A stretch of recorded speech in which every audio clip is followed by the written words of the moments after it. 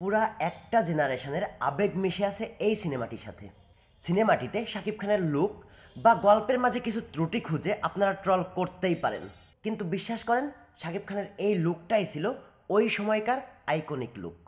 প্রিয়া আমার প্রিয়া সিনেমাটি পরিচালনা করেছিলেন বদিউল আলম খোকন, যা 2002 সালে পুনিত রাজকুমার অভিনীত কন্নড় ভাষার সিনেমা আপ্পু এর রিমেক।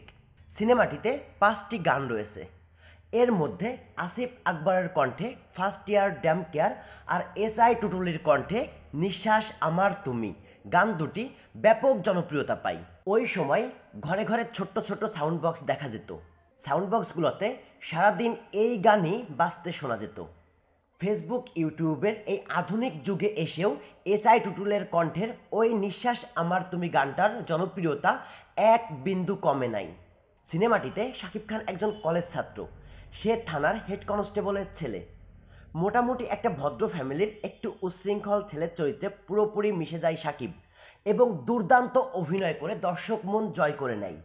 সিনেমাটিতে প্রিয়া চরিত্রে সাহারা, পুলিশ কমিশনার রাশেদ রায়হান চরিত্রে মিশা সওদাগর, সব মিলাই যেন হাই ভোল্টেজ সিনেমা।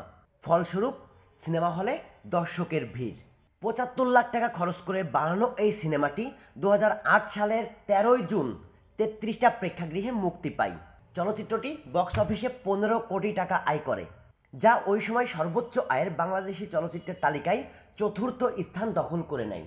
পরবর্তীতে এই সিনেমার জন্য মেরিল প্রথম আলো পুরস্কার, ইউরো CJFB পারফরমেন্স পুরস্কার, লাক্স চ্যানেল আই পুরস্কারের শ্রেষ্ঠ অভিনেতা বিজয়ী হন শাকিব খান। বর্তমানে উন্নত টেকনোলজির যুগে এই শাকিব খানের উন্নত সব মুভির মধ্যে থেকেও প্রিয়া আমার প্রিয়ার প্রতি আবেগ মানুষের এক বিন্দু কমে নাই। তো প্রিয়া আমার প্রিয়া আপনার কেমন লেগেছিল কমেন্ট করে জানাবেন। ভিডিওটি ভালো লাগলে লাইক করবেন, আর বিনোদন জগতে নিত্য নতুন নিউজ পেতে চ্যানেলটি সাবস্ক্রাইব করে পাশেই থাকবেন। ধন্যবাদ।